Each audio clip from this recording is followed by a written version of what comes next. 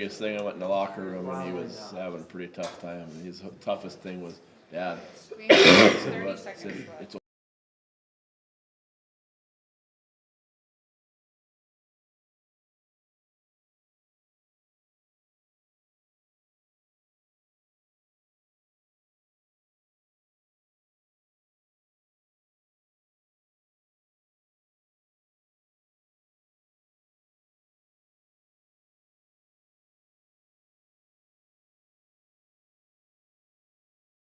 The Pledge of Allegiance.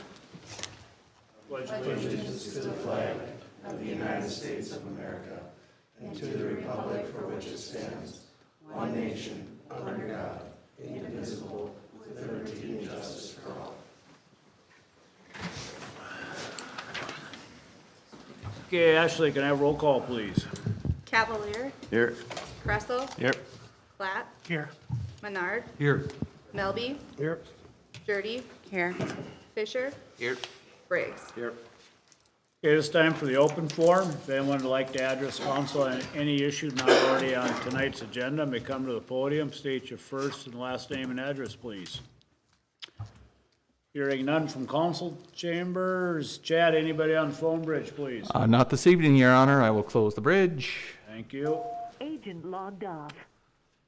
Okay, no presentations. This brings us to the agenda. Does anyone wish to add or remove anything from tonight's agenda? We have a motion to approve tonight's agenda. So moved. Thank you, Tim. Second. I'll second it, Your Honor. Thank you. Clayton. Yeah. Discussion. Hearing none. Could I have roll call, please? Cavalier. Aye. Kressel. Aye. Platt. Aye. Menard. Aye. Melby. Aye. Jurdy. Aye. Fisher. Aye. Briggs. Aye.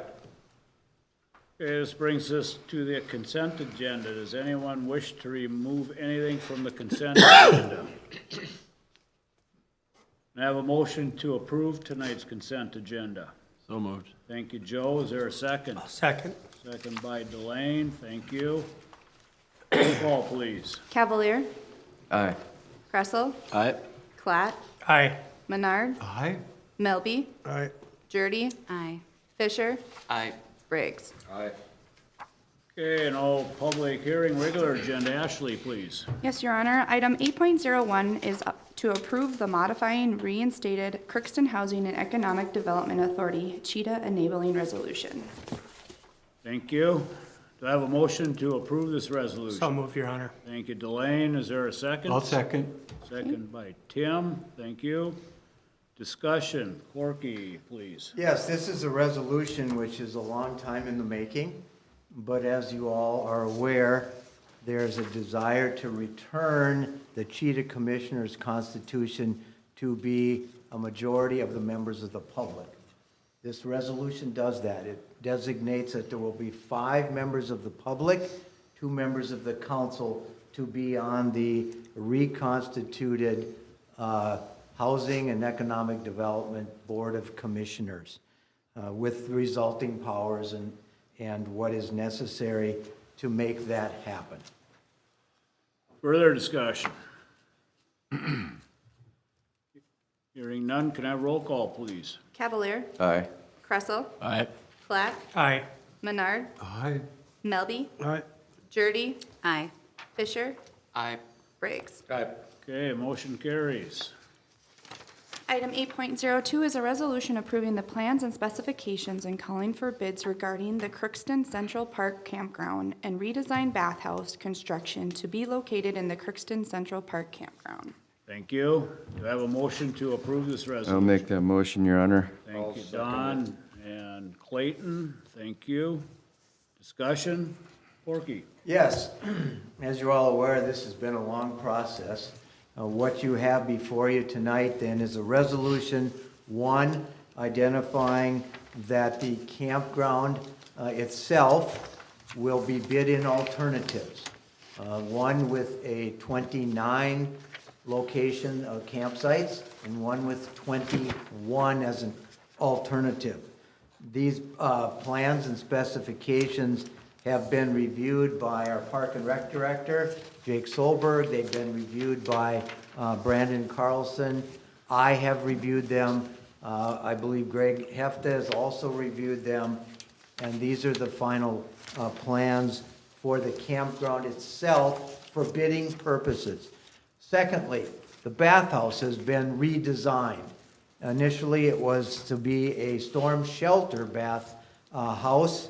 With the cost that came in previously, it was asked by the council to redesign this. So this is a non-storm shelter bathhouse that has been redesigned with input from a local lumberyard and as well as Widseth for the mechanical, the electrical, and the water. The plans and specifications are available, and we're asking that you approve this for rebidding. Jake Solberg is here to just give you a quick overview of what we're actually looking at. Corky, I do want to make one correction. That it'd be from 29 to 17, because we took out that, yep, so. So this design is obviously the bathhouse. Oh, good. 24 by 24, front side, and then the back side here, we thought it would be nice to have like a storage garage door for mowers and tools and stuff for the campground. This is the utility, and then these are what the sides would look like on the bathhouse itself. So They are family-friendly. Yep. Each of the 4 units contained within the bathhouse. Family-friendly with motion detectors for lighting. next slide. Or down, yep. This is kind of the design that it would look like inside. Big shower, a lot of open space with the sink, toilet, hand dryer. So it's all ADA compliant, so pretty spacious, pretty big, so. Changing table.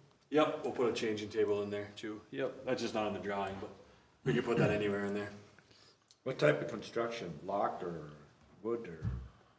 Well, the block would be down below here. We came up with an idea of putting that block about roughly 3 feet.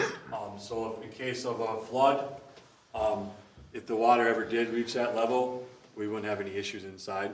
But other than that, the rest would be wood. Okay, thank you.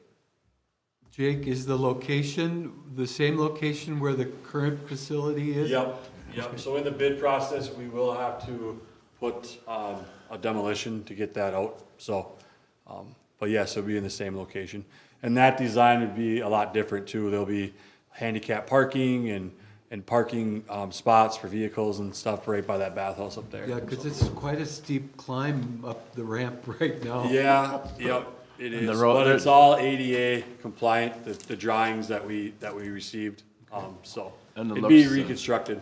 The looks of it, the road, paved road will go up to it at a little Yep. less of a Less of an incline. incline Yep. to it. Yep.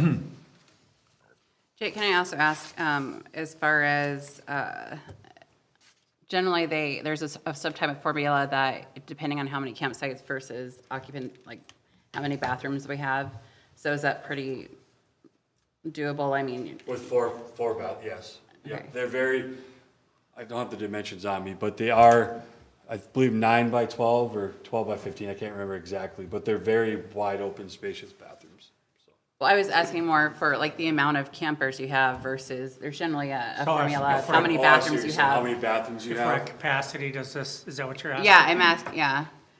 Like generally they have so many bathrooms per campsites or something Right, to right. make sure that you're With the- servicing With the that. 29, we are ADA compliant. That's what we were told from Widseth. And so everything that we are doing is, But that doesn't mean. Brandon, do you have some more insight on About this? a backlog or Thank like you. people like lining up for this. Yeah, so I don't remember which meeting it was in, but it was either the Red River Corridor or talking with another group that was knowledgeable on how many bathroom stalls you need per site, and they said 4 was plenty. Okay, that is what I was asking, thank you. I was trying to get at that, sorry. Okay, no worries. Anything else? Since it's not a storm shelter, like I'm sure, is it the library or is it Essential, like Karen Chair? this facility you're sitting in right now is our the storm shelter. for And it? we are in We're in the code. compliant We're- with the yep, we're distance that compliant we with the need to distance. go Yep. from our campsite to a recognized storm shelter. Okay. Chad, you wanna put up the campsite itself, please?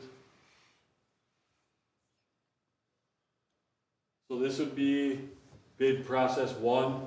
We take out the northeast loop. We decided, to not have, originally there was a southeast loop down here. We figured we could save cost by getting rid of that. Whether we turn it into a green space or add something down there later on. That's on a different topic, but this would just be with 17 sites with 7 drive-through campsites. Jake, is there going to be access to the park from Riverside? Access from Riverside? Into the park? On this design, no. No. The only access would be up from like the movie theater and the library. Okay. And currently that's gated, so you can't go through that way. I don't think they've allowed that for a while. There's no road going through there right now anyway, so. It just goes to the skate park? Just to the skate park in the bottom of the pool there, yep. Okay. Is there primitive sites on there, or is it just all? I thought We're that was looking part at of the doing, conversation. we're looking at ADA compliance with doing concrete, some concrete. So with 17 sites, we could have 2 or 3 that would be concrete for wheelchairs or whatever. 29 sites, it's 4 or 5. I think she means, do you have any primitive for just tenters? Oh, I'm sorry, I thought you were talking about ADA again. Yeah, no. Primitive just meaning that it's just a space where you can, Tenters, yeah, yes. you don't have to have the hookups, nothing, Yep, just, there's a lot of green space on this northeast side, along with that southeast. so you guys will decide on We'll putting decide some on- numbers or yep, something out there? Wherever we can. Okay. Well, last one, Chad, please.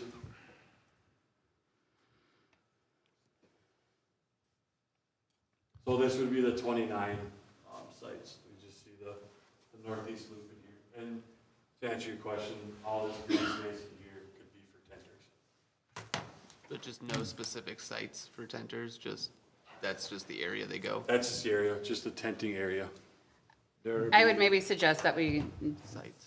make identifiable numbers, can. especially if We they're can. paying for that, and then also that's clear to them, which I would just say, looking at East Grand, their primitive sites are very clearly delineated from one to the next, so just making sure that that doesn't become an issue in the future. And we can do that, and we will do that once we receive the bids, and if we can award it, absolutely. But for purposes here, we just didn't know where they would be Right. best suited.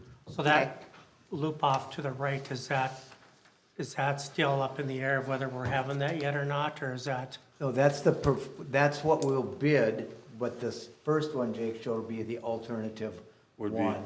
the So this is 17 what we're sites. bidding, and hopefully we can afford.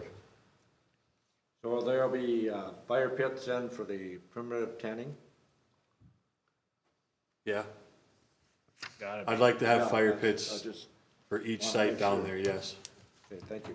That loop on the right-hand side there, how far is that from the river? I don't have exact footage for you. So my question is instead of having the tenters or primitive camping in the middle of that, why wouldn't you have them along the river? We more certainly look into it, because we're getting, like I said, we're getting rid of this whole loop, so this would Right. be all green space, and that would be more towards where our fishing pier would be in that area. So there's definitely room for tenters over there, for sure. Okay, Yep. thank you. Any other questions? Okay, roll call, please. Cavalier, Aye. Kressel, Aye. Clat, Aye. Menard, Aye. Melby, Aye. Jurdy, Hi. Fisher, Aye. Briggs. Okay, motion carries. All right. Reports, Corky. Busy couple of weeks. We had meetings with Jason Carlson. The Fournier building, as you all been notified, now has its occupancy certification. So you'll see Tri-Valley moving over. Hopefully they look like ants and get over there as quickly as they can. Discussions with Carrie on infrastructure grants from DEED.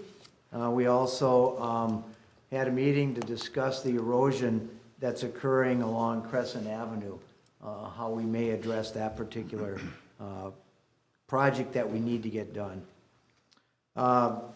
Had various meetings with department heads, as you know, and we did present the Transportation Alternative Program grant request in McIntosh approximately 10 days ago. Carrie went, and so did Jake and myself, and there were 4 applicants, and I think it went very, very well.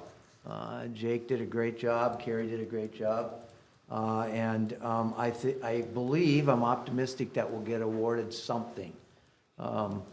They have about $1,100,000 to grant.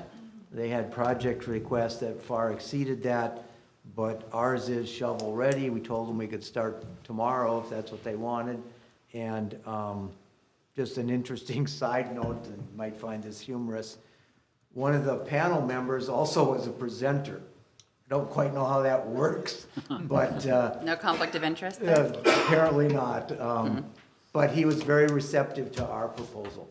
So I think, and when I'm talking about a transportation alternative grant, what I'm talking about is we would have a 10-foot wide concrete sidewalk that would run down Barrett Avenue to Central and over to Highland, so that there could be multiple means of, you could use bikes, you could walk, you could rollerblade, you could skateboard, and also then along Fisher Avenue for a distance, in conjunction with the Safe Schools program. The school was very supportive of that. Attended police interviews.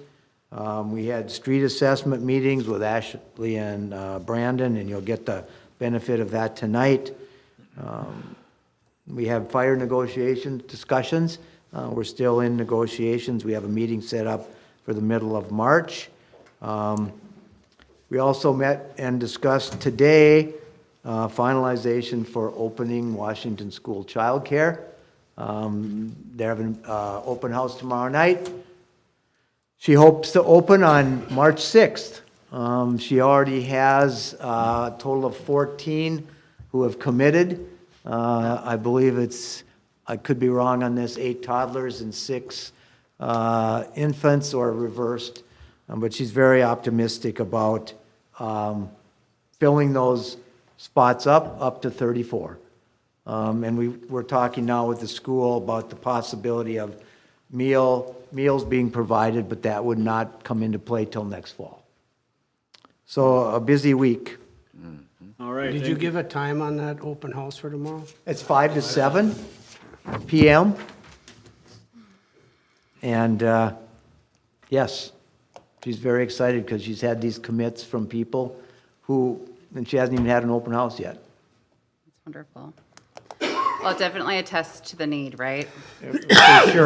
For sure. All ages are welcome at the open house. Kids can come and see it, or is it just for They parents? better come, that's where they're gonna be. Yes, everyone's welcome, just even people who just wanna come and see what it's like, but it's a venture for us. It's been 18 months in coming to this point, but dogged pursuit, I think, has been beneficial. Yeah, that's for sure. Okay, thank you, Corky. Start with Jake tonight.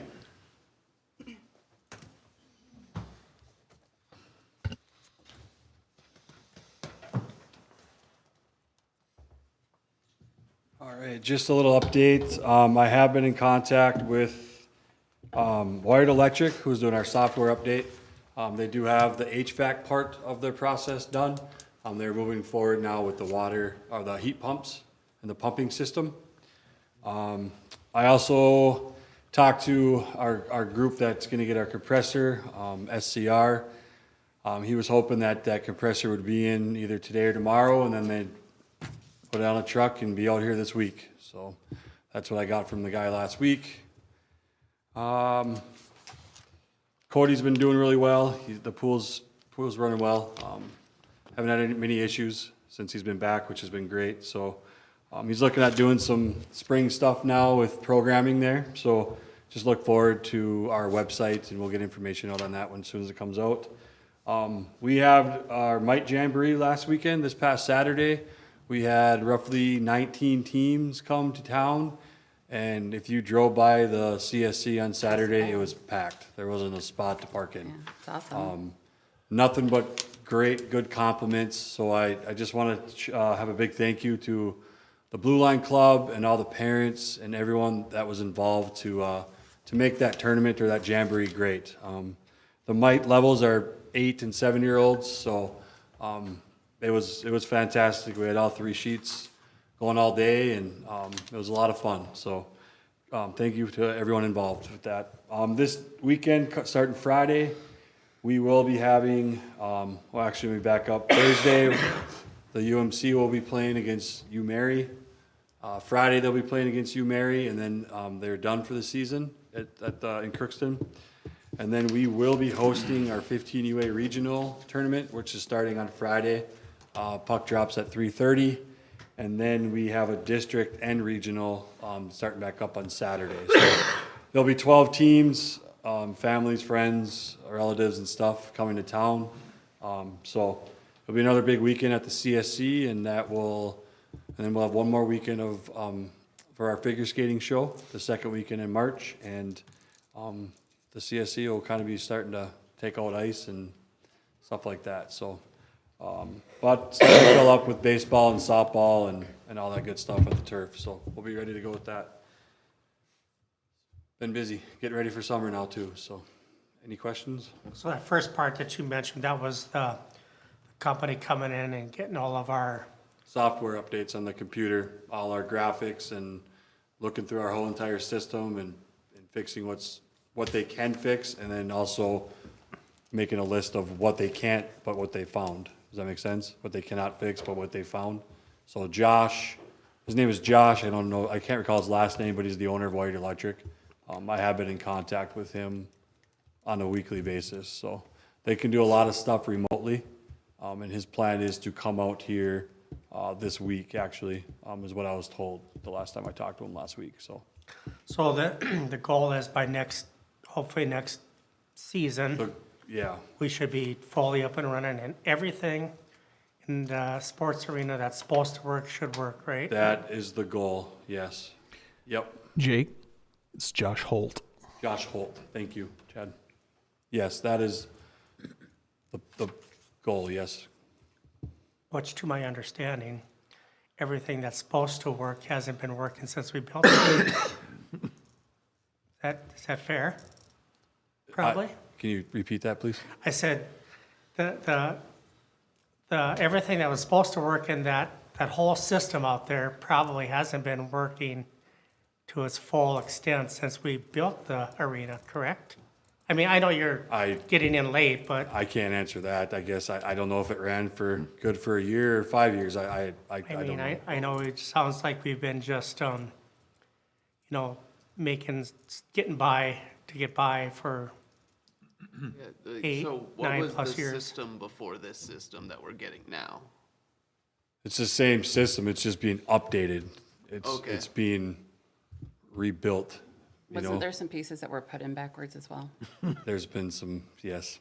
Yeah, There's so it's not been just- some issues, so, but So then after it's done, we will have somebody locally on the ground that knows everything there is to know about that system, so they can fix it in the middle of that would be Wired Electric would be the company that I would go to if we have more issues or any issues in the future with. Were they who we had No. before? No, No, they this is weren't. a new company. I think the bigger concern or question is that we're doing routine maintenance so that we're not having these issues and not figuring them out after the fact, right? That we're making sure that we're doing this on a Yeah, regular and it has basis. to happen before the hockey season starts. Yeah, because I mean. No, right? I think that Yeah. whenever we do this stuff, I mean, probably a few meetings ago, I asked about, and I got some responses here on what our routine maintenance is on some of this stuff, so it's like, doesn't go for 5 years. I'm like, oh yeah, we've never done that.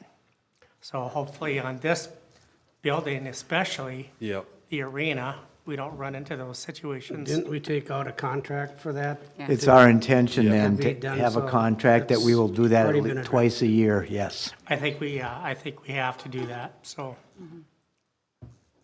All right, well, thank you. yep, thanks. Greg, anything tonight?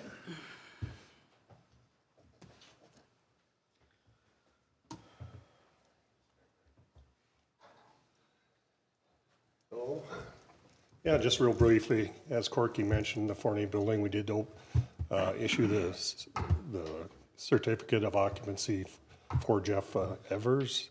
So they are able to move over and move into the building now. So just some minor construction delays, but we do want to make sure everybody's safe before they go in there. So that was the reason for that. Beyond that, I attended some ICC training, which is International Code Council training, a week and a half ago in Minneapolis. Very good training.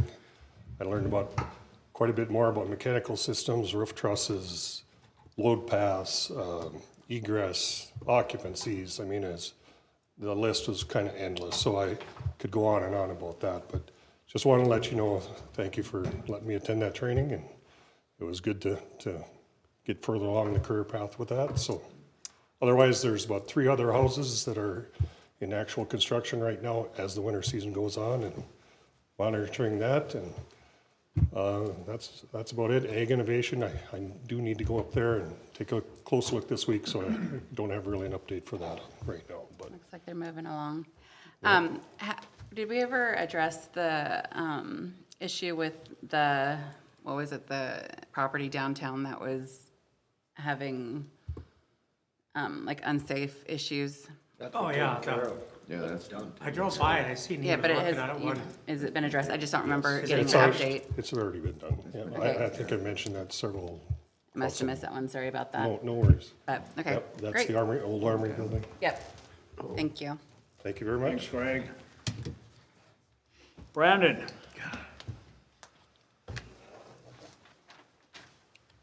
Brandon, my man.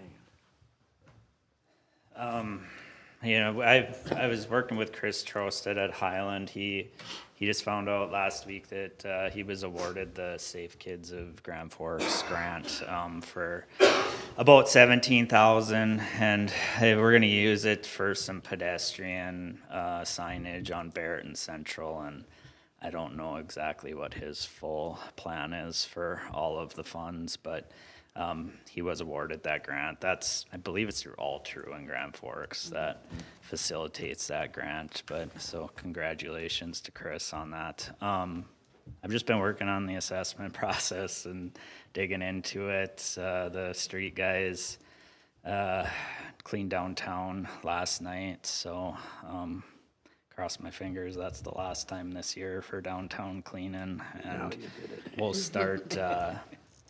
We will start cleaning corners and hopefully get ready for the snow melt here. I'm looking forward to it. So, other than that,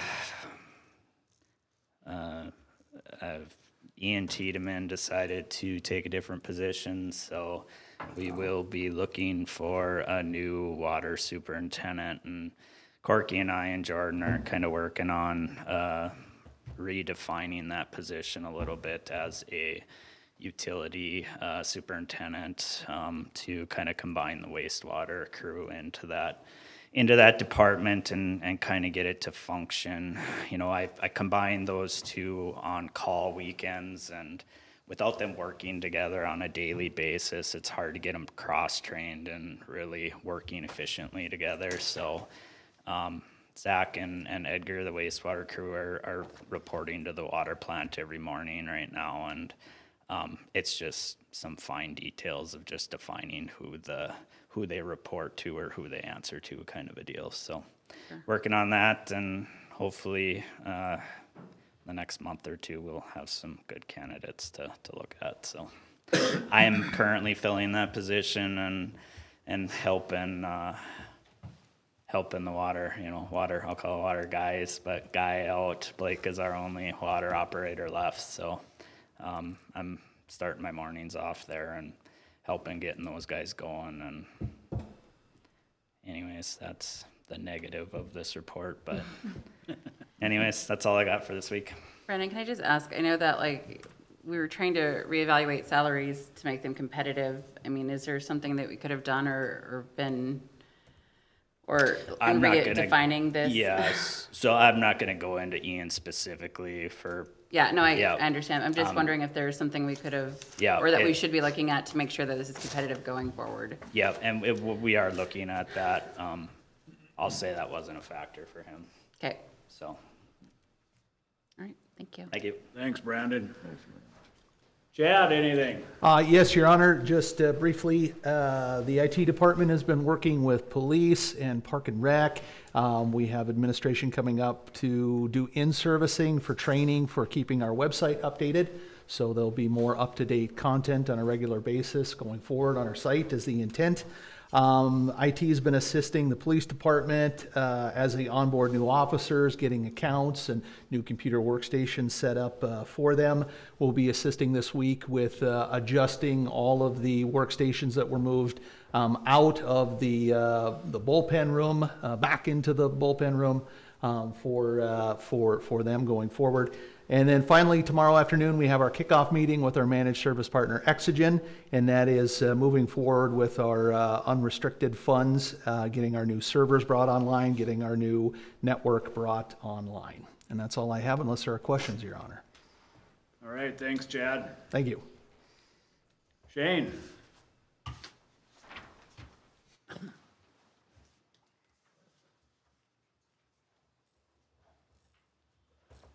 Just a couple things tonight. I've sat up here a couple times and I've thanked department heads and everybody else. I stumbled upon it last week and I just kind of felt a little embarrassed about it, but there was one person I forgot to thank, Ashley. We were in conversations last week and I typed up an email to search for it and 50 emails came up from the past 2 months. So I just wanted to thank you for the effort that you've helped get me into shape and make sure our forms have been signed and everything else. So I just want to take time. Thank you. I did want to come up here this week and give you guys a lowdown on some EM training that I had participated in, but Mother Nature decided to change those plans down in the cities. So as that snow came in, that all got postponed. So my training last week was postponed. I stuck around this week. So I did have time to go to another webinar for the flood outlook. Not much has really changed. It's bumped up just a little bit. Dale, I know I sent that to you. Yes. I don't know if, I apologize because I didn't have everybody's emails and I was trying to search them. It was gonna make a mess of it. I didn't want to send it to a select few, so I'll work on that this week to make sure I got all the council's emails. As those do come out, I'll just kick those out to you. I'll add notes on the bottom if there's anything that I see or anything that the speakers bring up, just to kind of keep you guys in the loop on anything that's going on.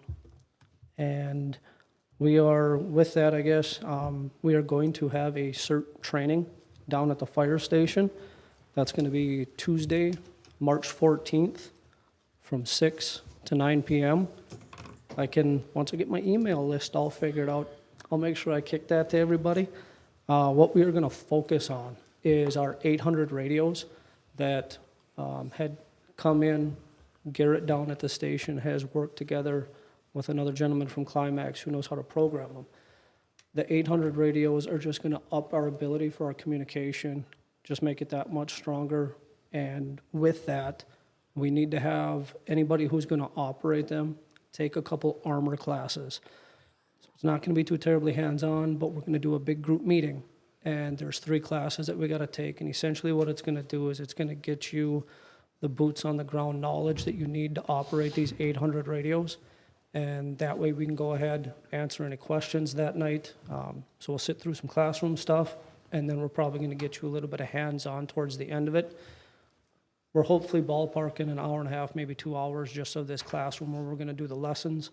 And then after that, since everybody's probably going to be bored out of their minds, we're going to try and get you some hands-on stuff so we can at least get you to interact with that. And then understanding that these radios will now be dispersed into our command posts. And then for levee walkers and monitors and stuff like that, they're now going to have the 800 radio capability, as we can use that for communication between command posts, EOC, and all the people that are going to be helping us in an event. So The full-time guys are going to be probably reaching out to you guys this week or maybe next, depending on what schedule they're on right now. And it's gonna be looking for new members, calling the ones that we currently have to make sure we can invite as many people down as we can. Obviously, the more knowledge we have on this, the better off we're gonna be. Say, So- Shane, can I Yeah. interrupt you a minute? No, go ahead. I think March 14th, isn't that the Ward 4 informational meeting on that Tuesday? Do you want me to scratch that and switch it to another day? Just giving a heads up. Okay. No, we Thank can you. definitely, it was a day that we just picked on the calendar. Sure. So we can definitely change that. I'll go back and I'll talk to Bob and we can get that changed. We're not set in stone. Okay, thank you. Other than that, I've just been going through some EOC paperwork, working with some emergency management staffing, getting my head wrapped around the staffing and stuff here at the EOC in case an event does happen. A couple of things I just want to get lined up, maybe a little bit tighter than what they are right now. And just going through some training requirements when it comes to people that are either stationed at a command post or actually working in the EOC, and they are FEMA classes. And it's one of those things when you look into it, FEMA can come in, and if we don't have these classes, if we don't have these trainings, either as members of the EOC, all the way down to our boots on the ground, if we don't have that, and they look at it and they start to get picky, guess who's not getting money? So I'm gonna start going and checking off a couple of these things and getting this out to you guys, and it's independent study classes. Yeah. Just a quick question, Shane, where is the Emergency Operations Center located? The EOC for us, it's in the back of City Hall here, over here on the east end, on the main floor. Okay, okay. And the wards have EOCs. Do all of them, or is it just the ones that are along the riverbanks? No, all six All have, do. they I- all have yeah. command posts. Yeah. And I know Tim had started it last year, and what we're really gonna work with is we're going to pair up wards. So we'll take a non-flood ward and what we call a flood ward, and we're pairing them together. I think a real eye-opener this last year was just the struggle to get volunteers.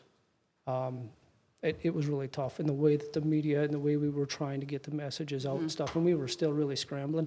So we're gonna try and at least pair two wards together to hopefully alleviate that, almost that middle management when it comes to having a command post up and operating. We need to have people there, and then we also need people that are monitoring the levee, stuff like that. So we need to just, we're gonna try to combine them and pool our resources as we can. Yeah, that would be really helpful for the manpower. Yeah. Just last year, I think what was also really helpful was us being able to go down to our wards and check all of our stuff that we had and made sure that we had batteries and enough flashlights and all those things. And so I don't know if that's going to be part of this meeting or another one where we could kind of do an audit of the things that we have and what we need. This is probably gonna be the first gathering just with the 800 stuff. At the end of that meeting, what I'm hoping is that the wards will get together, start that conversation, and then we've always tried to have that on a scheduled night. You can't take 40 people and try to Right. get them on one night, so we're gonna probably shift that a little bit, and we're gonna take, each firefighter's in charge of a ward. Between them and maybe the council member, you guys can go ahead, reach out to your CERT teams, try to figure out a date, so we don't have to try to get all 6 wards on the same page. And you guys are gonna be able to pick and choose, and then we'll just line the firefighters up and we'll get access and be able to do that. Okay. I know I had initially talked to your former chief about creating some type of Google form to maybe manage the volunteer piece a little bit better. Is that something that has been passed on, or, because I'm happy to have that conversation too, because I kind of helped create those forms to begin with. We haven't had that conversation yet, but I can write it down and we can have that We conversation. can definitely connect if it's something that you're wanting to do. I think we're just trying to find an easier way to Register. allow people to check in and then to check out, so we had a better idea of who was there and to make sure no one was missing per se, but also just accounting for all the volunteers, so. And that's, when you go through some of this stuff, that's one of actually the most complicated pieces when you have an event like this. It's volunteers and donations. Those are the two most complicated things when it's dealing with an incident. So they'll be on the priority list, higher up on the priority list. I just haven't got there yet. Yeah, I'm just saying, I'm happy to kind of go through what we created in your Google folder already. Okay, thank you. Yep. I know Shane was the biggest thing, like for what I went through down there was updated phone list. The phone list wasn't very updated. Most of them, you still have 281 numbers that are nothing. You have no numbers for a lot of it. So I don't know if there's a way that we can get a more updated one or where they come from even, I guess. I don't know that, but it's one thing to think about. It's hard to get people, or if you don't have, like, it was helpful when they had it at the CSC and they had a one command and then they'd send it out. How they sent them out needed to change a little bit so that the command post knew, who was coming, what times are available. But other than that, it was easier to get people that, maybe like a non-ward, flood ward, so to speak, could, okay, I want to work. Where can I work? Well, this one really needs help. Here they go. You know what I mean? Are you talking like resident phone lists? Yes. Okay, I'm up in there and I'll probably maybe ask somebody that's gonna know that answer maybe Yeah, tomorrow. I don't know where they come from, if it's a water bill type of deal or what it is, but I mean, there was over half of them I know, because I was having a tough time and I went through that whole list, and there's over half of them that aren't even nothing. Councilmember Kressel, I can tell you, it's taken from the updated water bills. So if somebody hasn't updated their cell phone or their landline since they got their water bill, that is where we reference all of those ward numbers from. Okay. Is Lynn doing anything tomorrow? Now she is. We can get that looked into and we can see. And that's one of those things, the amount of forms and the amount of paperwork and everything that does have to be updated on an annual basis. I'm just getting into that stuff right now and trying to update some stuff. I mean, we still got stuff sitting in there from 19 that we were able to use in the EOC.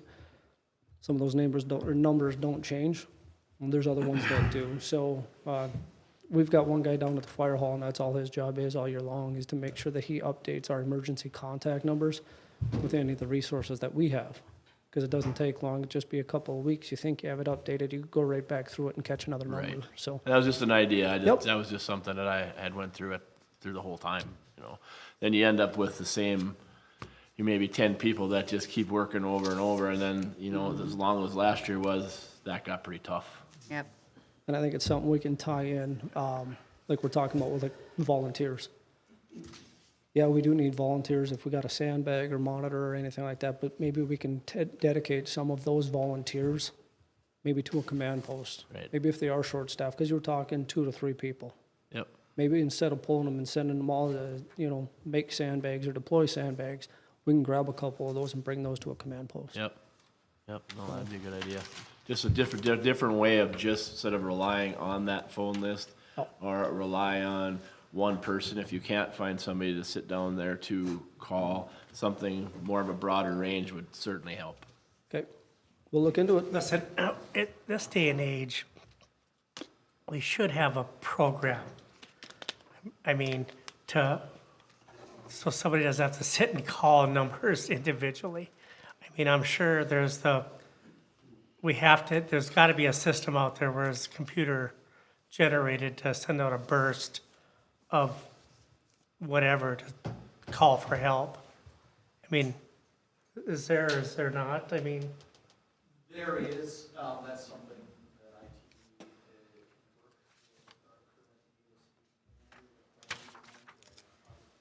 want to find something that would not be posted internally, flooding, last flood event, the content had an outage for a period of time during the event, and that would have rendered us Okay.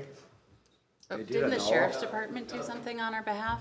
The sheriffs did, and I think what worked the best last event was when the school sent out, because they got their notification system for no school for a storm event. When they sent out that blast out Oh, it's their great. numbers, that Yeah, was we got- what I saw got the Oh, best no, response. absolutely. I was down there, so was Shane, and when that came out, they were there within probably 15 minutes.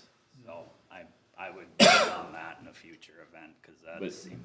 more localized wards, that didn't pertain to, that's like we need you now sandbagging, if that could be worked into a more, would you like to walk a dike? These places contact here. You know, if it's one localized, fine, that probably almost works better, but then that person who is running that has to be more in tune with that ward, because what happened when they had it, we had spots filled and all of a sudden I had people showing up that I didn't know were coming. You know, when they had it at the sports arena, I think it was where it was. And that's one of those things that, when we send out that blast of volunteers, we have to be able to direct them to a location. Yeah. Because we have to centralize, and that didn't really happen last year. It was just, we need sandbaggers, and people were calling, and people were just showing up. Right. We lost accountability on that really quick. So that's one of those where we actually have to have a volunteer intake area. And with the CSC kind of being set up that way anyways, big parking lot, stuff like that, then getting a transportation plan in place, where whether it's Tri-Valley or whoever, and getting them, so when we do get the volunteers, like I said, then we can have somebody that's sitting there, has got a pamphlet or has got record of who is Yep. needing these volunteers, and then we can start setting up times. I know, like the phone calls that we're talking about, Yeah. and, you know, going through on that. Yeah, you used to be able to do that back in the day when everybody had a landline, and it was just one of those things. It was almost people expected to have those phone calls and go, yep, okay. Or people would actually reach out beforehand and try to sign up for times. Times are changing, so now we're at that point where now we really have to reach out and get to them to get their request, or to get a I think that request for assistance. centralized one too, Shane, that would work really well. No, Just a few tweaks. no. Where that takes a little pressure off the ward too. If it's more centralized and people from the whole city that are willing to do whatever, instead of, you know, if it's people saying, well, I don't know how to get a hold of this ward, our ward's not in any trouble, I would walk, but, you know what I mean? So if it's more centralized, I would get some of those people that want to be involved. Because then the request can come from the command post. Yeah. So that ward knows that they need people. That communication can happen with that volunteer intake. So, yeah, it's something we're working on. Thank you. All right, see you later. Darren?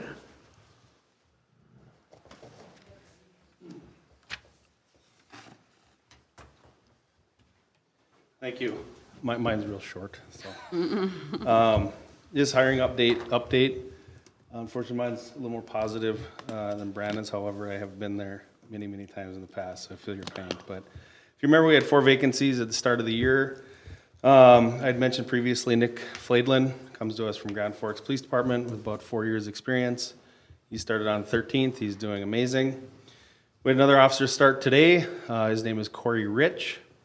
He comes to us from Kitson County with approximately 2 years of experience. Officer by the name of Derek Cox accepted final job offer with us. He comes to us from Polk County Sheriff's Office with approximately 7 years' experience. His start date is March 13th, Monday, March 13th. Made a final conditional job offer for the 4th vacancy to an individual who also has about 7 years' experience, previously worked as a deputy. We're currently in the background phase with his conditional offer. We don't anticipate any issues, and hopefully we'll have a start date within the coming weeks. His is going to be a little more tricky. He's got a family and everything. He's moving back to Crookston, so, but we do have several to train right now, so we'll definitely work that out. Like I've mentioned, we've been very fortunate. We've had several applications to choose from. We're very excited with the last few hires and offers we've made.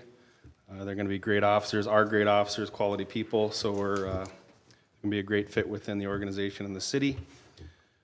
So outside of our normal call load, just been really extremely busy onboarding these new officers. Our water main leak, contractors finished everything today. Like Chad had kind of mentioned, starting tomorrow, we're going to be moving workstations and desks back to their original home. I'll be working with City IT mid to end of week. Hope to have all the computers and everything relocated and that back to normal. That'll be a really nice feeling. And either myself or a representative from the police department have attended several local or regional meetings with Aluma, Crookston High School, Grand Forks PD, DWI Court, Towards Zero Death Committee, Oak Court Committee, and a few others, but those kind of highlights. So, yeah, unless there's any questions, that's all I have. Thank you. Peaceful. Thank you. Okay, let's start with Tim tonight. Business as usual, getting ready for the League of Minnesota Cities training coming up. We'll be leaving this Thursday. I'm going down with Mr. Cavalier and Mrs. Jurdy, and looking forward to meeting other new officials and learning how to be a better city council person. Thank you. Delane? Nothing to report tonight. All right. No report. Don? Yeah, I want to thank Chad for the excellent job you're doing helping people. You really helped me this past week, so thank you very much. Also, Brandon, thank you for meeting today and getting ready for our award meeting. That's all I have, Your Honor. Thank you. Clayton? Nothing to report. Henry? Same as Tim, getting ready to go to Alexandria, do that whole cohort. Like to thank Brandon for the practice and futility we all do. The streets looked great for that like 12 hours before the start. Thank you. Christie? I guess I'll just echo that I'm excited to go to the Elected Leaders Institute this week and get some more advanced training for council members. Thank you. Wayne? No report tonight, Your Honor. Thank you. I guess I also am attending the league, the advanced training. I'm excited to get down there and meet the other colleagues. Brandon, thank your street crew. The streets are looking good. Woodland, excuse me. Except Woodland. I've heard about Woodland, but got a lot of compliments about streets. They're shaping up. It's been a rough year, but it's why we live here, so. We have a Ways and Means meeting, so if there's nothing else before council, we are adjourned. Thank you, everybody.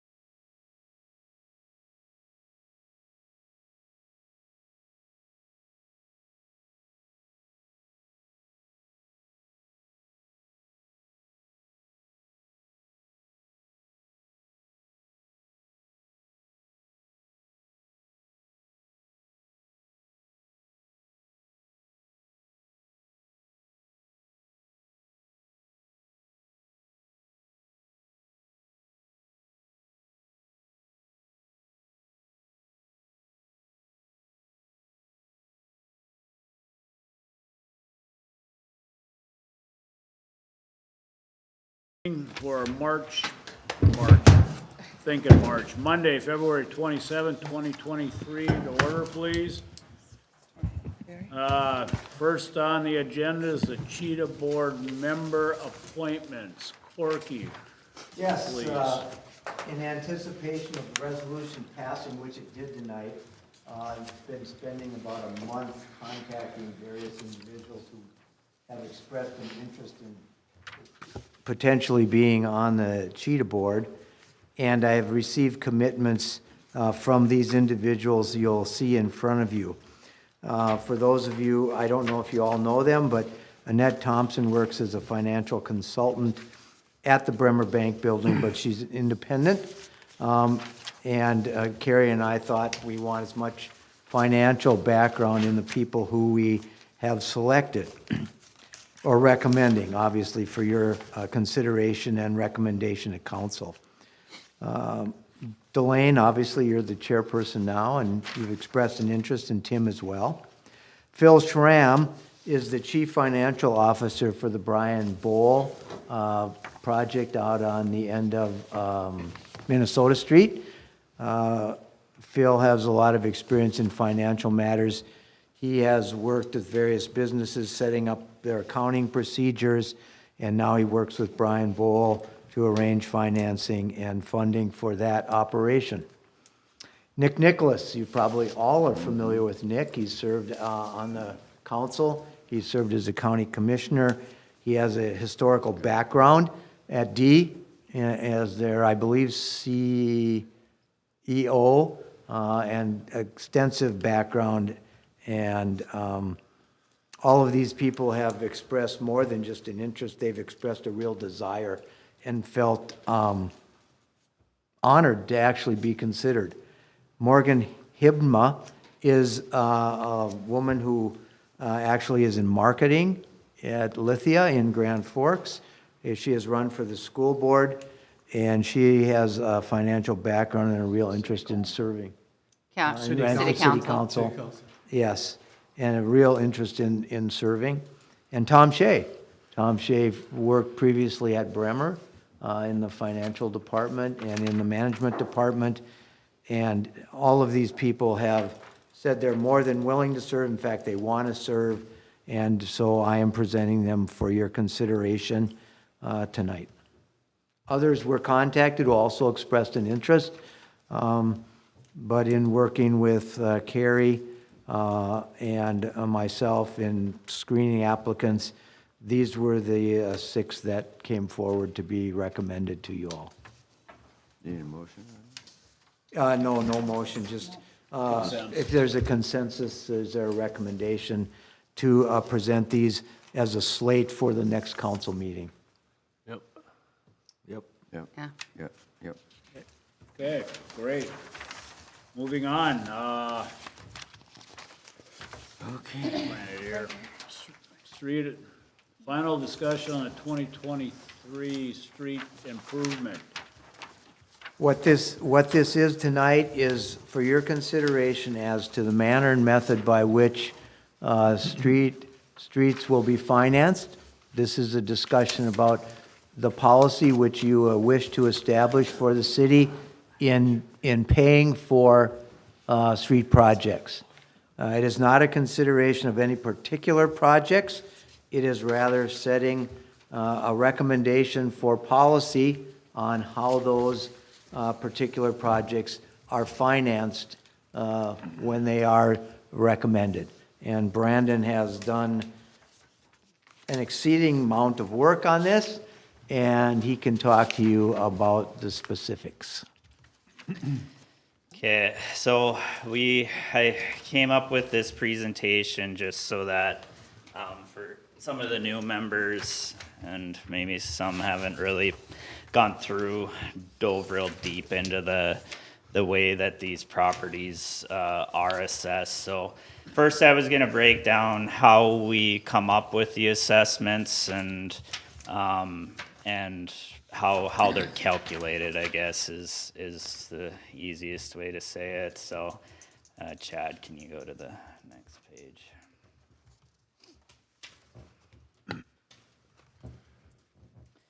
So, when assessing the properties, we'll look at the front and the side benefit of the properties that are directly adjacent to the street improvement.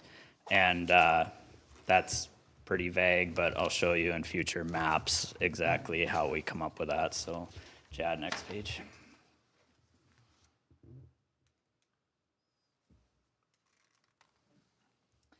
So to keep the data pretty black and white, we'll use the Polk County Assessor's database. So every property has on their tax data, you can see the front footage of a property, the side footage of a property, and back dimensions of a property, but we'll only use the front and the side dimensions for assessing.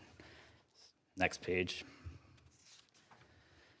Cul-de-sacs with, this is gonna mirror the previous policy pretty much. So the, a lot of the cul-de-sacs have inconsistent frontages, but they all kind of benefit from the improvement equally. So we just take the overall project cost, take 30% of it if we decide to do a 30% assessment, and equally distribute it through the, we'll say 7, 11 properties, whatever it is. So next page.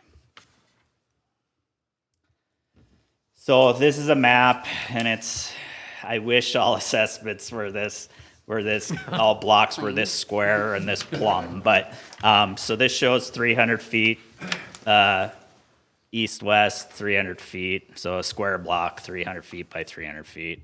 The next page, Chad. So let's say that we're gonna do First Street there.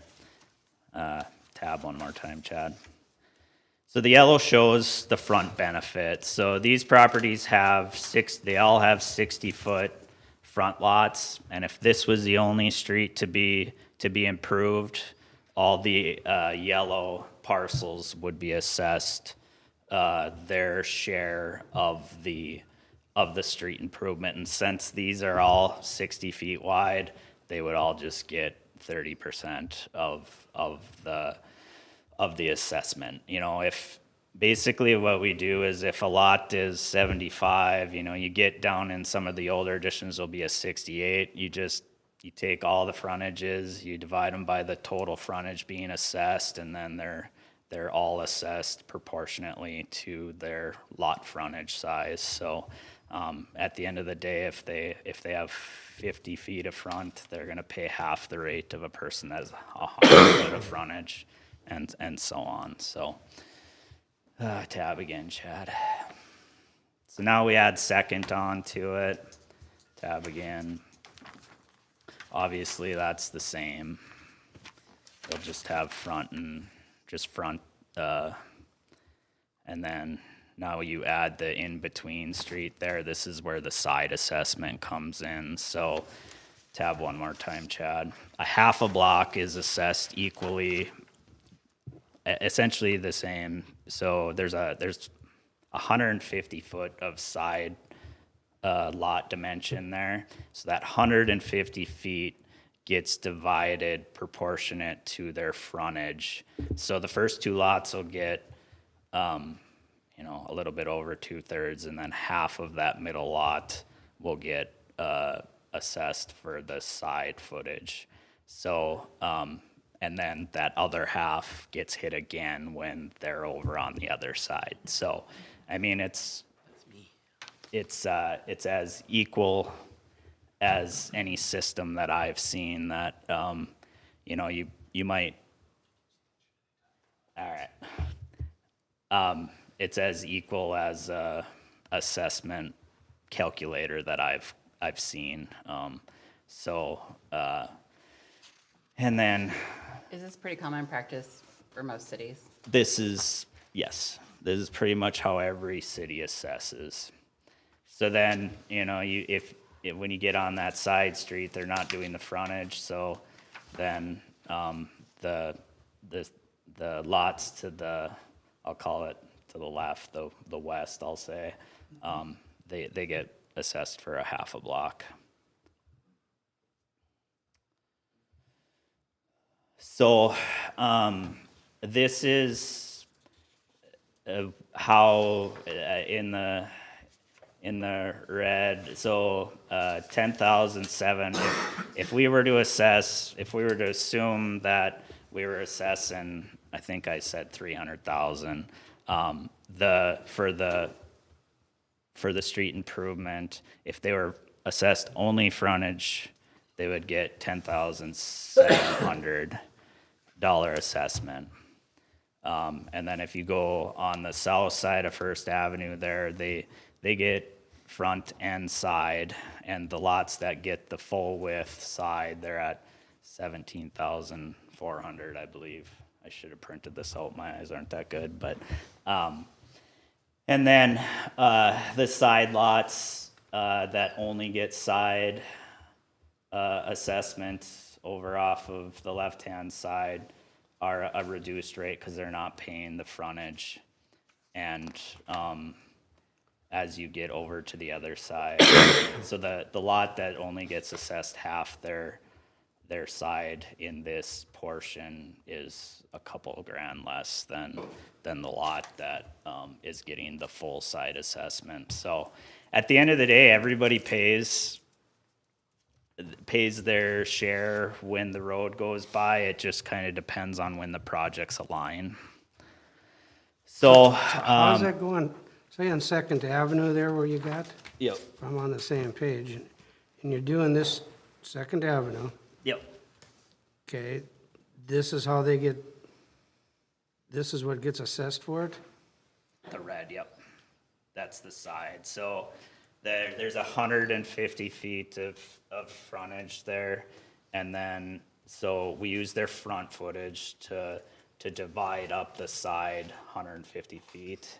So we would take 60 feet out of the first one off the corner, 60 feet off of the second, and then 30 feet off of the center one, because you're only assessing half their lot.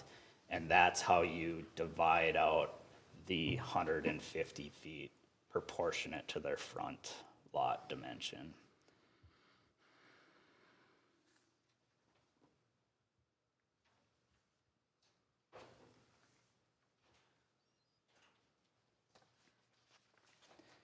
So then if they were to do Third Avenue, you know, they would come over, that red would would extend over, yep. Yep, and then those center obviously wouldn't get assessed anything when down the road that Third and whatnot were improved. So, you know, if you get, most of these assessments are gonna be a 10-year assessment, so if two projects overlap in a 10-year period, they will be assessed twice for the same property. What I'm doing, I'm just trying to figure out, when we had that Hoyseth up there on 4th Street or 4th Avenue, you know, we explained it to him a lot different. The way I took it is he was getting for the whole side, you know, as a front lot on 2nd Street when he'd already paid it on Alexander. But it's defined as halfway to the next plotted street, and he was the only house to the Right. next, so it's the same policy, but he's the only house. So his property, if you went halfway to the next plotted street, which is 3rd or 4th, he is the only one that gets assessed that side because he's the only property. He's the only property owner between those halfway to two that next platted plotted streets. street. Yeah, well, I'm just looking at this here where the two red strips are. I thought that those strips would be running north and south. The other way? You know, yeah. And that's why I said, you know, if we plotted out all our additions perfectly square like this, it would ensure that everybody pays an exact proportion of the improvements, and we're gonna have to just pick the best middle ground. And, you know, at the end of the day, you guys have the ability to sway from a assessment if you want to make an exception. So Brandon, using my place residence, now James Avenue, where my house faces, is vacated. Okay, so I would have just a side street off of Albert. So your house would be assessed. Because I got 60 feet that I got from the city, and then I think it's 150. Yeah. And then it's another 100 or whatever, 75 to 100 for my rental behind my place. And it comes to pretty close to a 3/4 of a block or a block. Yeah. So your house would be obviously assessed front, I believe. I would have to look at the assessor site. But, you know, it depends on what they define as front and side. So let's just say that they defined your frontage off of Albert Street. So when we reconstruct or do whatever, and when we improve Albert, you would be assessed your frontage off of Albert. And then I would have to look at it to really understand I was how. just wondering, and then, because the rental property then goes into third, partial, halfway. Yeah, I guess north. my gut, without looking at it, would say that you would probably share, your side would share off of Fourth, would be my guess. But you would be divided through quite a few properties there. Yeah, and we base it on the county records, Yep. okay? Unless someone can prove to the council's satisfaction that they're wrong. But the county records are the basis. Yep. However they define and calculate, that's what we adhere to. So like that Polk County GSI map that you look at, that's kind of what you go by? Yep, and you know, we used that pretty heavy even last year for our guidance on lot dimensions. So it works pretty well. You can draw on it and get a good feel for what a dimension is just by clicking and drawing between the two points on the map. So, and if you click on the literature for the property, it specifically says front is 70 feet, 68. There were some that I even calculated down in the Woods edition that were 68.88 feet that that the assessor site says was their frontage. So that's what I used. So a question, like, does it account for your property only because it's public right of way, certain feet outside, so does it account for, Yep. you assess that public right of way as well? No, just their frontage without Okay. the right of way included. Because, like, in front of a lot of houses, there's probably not a sidewalk, but if the city decided they want to put a sidewalk there, that's considered public right of way, correct? Is that? Yep. Yep. Okay. And that's, if you look at the plotted lines on the, you can actually click on that link that I sent you guys, and it'll take you right to that might be the. No, it takes Polk- you. It Polk doesn't County take the. Assessor, but the GIS is down Yeah. below on it. So if you go down below, it'll actually show you, and it's Okay. outside of that right away. So here, on the funding side, it's, you know, there's been a lot of discussion of getting it to make sure that you know, it's funded by the community too. And I just wanted to point out that with the LGA funds of $158,000, the MnDOT state aid, we get about $350,000 in MnDOT state aid. We only get reimbursed for it when we do state aid. So let's just say we do North Broadway and it's a $1 million project. When that job is done, we get the full reimbursement for that state aid road. So we would put that in the 227 fund. we would still assess the state aid roads. I did put in there that state aid roads would be assessed at a slightly lower rate just because they are gonna be more expensive to improve.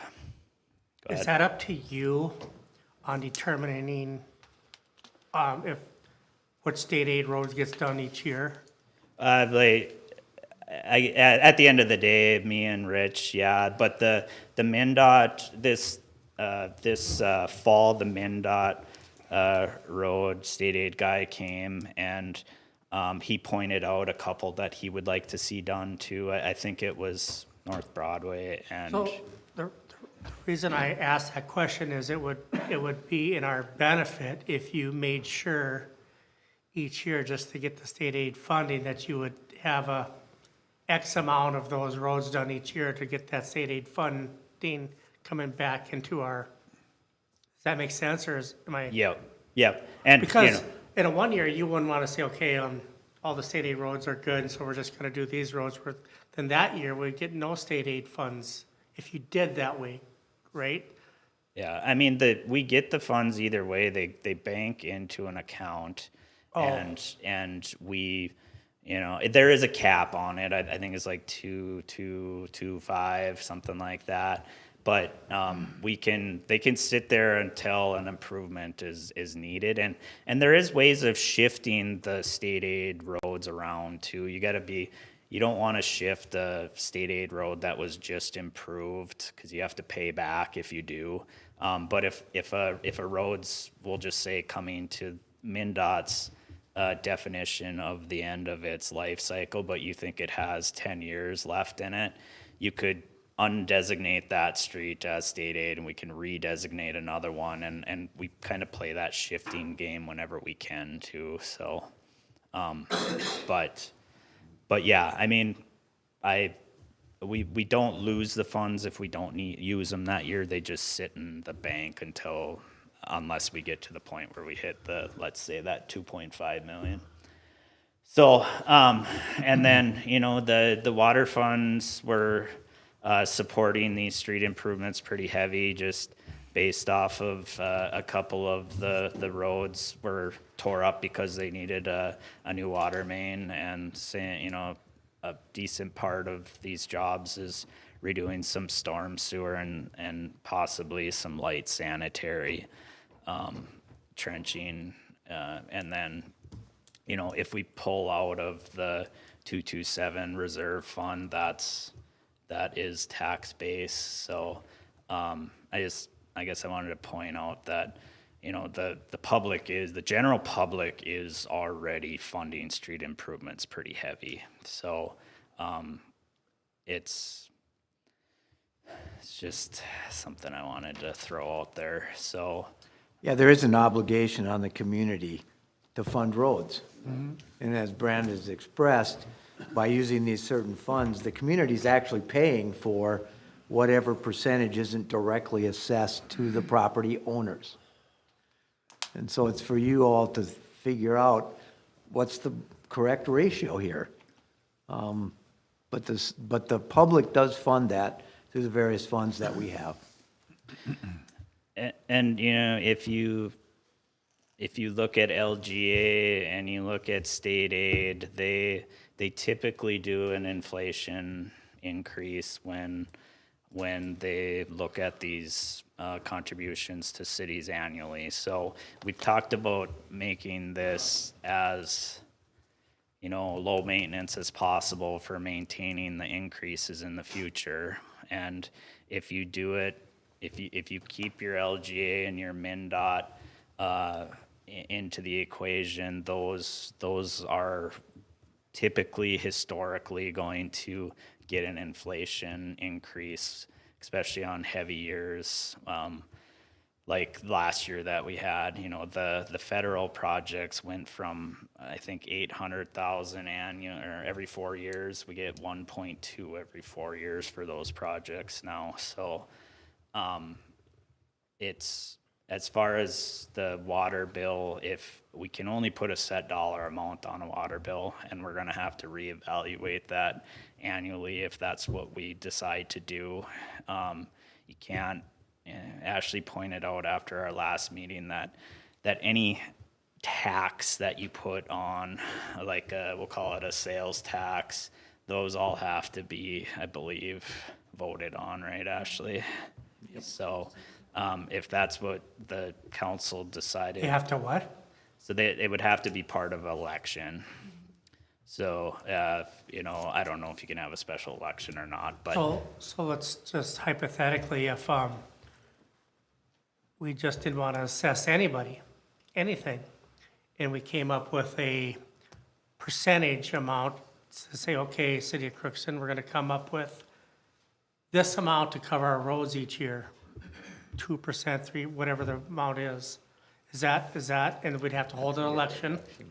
As like a sales Is tax? that a sales tax Is it or the basis of a sales tax? It would be like how you would want it funded. how Yeah, you? so we'd fund, and let's just say, all the roads in Crookston, we decide that we're not gonna, we're gonna do away with all assessments, let's just hypothetically say that.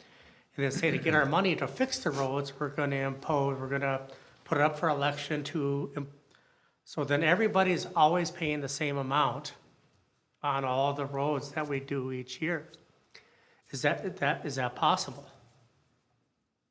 I don't see how it could be the same, because nobody's water bills are the same, if you did it on sales, it'd be the people that are buying more Okay. in town are paying Yeah. more, that's why it goes in as a fee. That would be a tax that Right. you'd have to vote on every year. But if you could get it to a fee where it was $12 a year or a month fee for everybody, and that would cover it, that would be something to look at, but. But if you, let's say you bond a street improvement, don't you have to assess at 30%? Minimum of 30%, yeah. So if you were gonna bond, you have to assess a minimum 30% to the real property owner in order to bond. And the other thing is, if you set a flat dollar amount, if prices goes up, that flat dollar amount doesn't change. Yeah, I'm not in favor of a. But I'm just, yeah. I want you to be able to consider all the alternatives.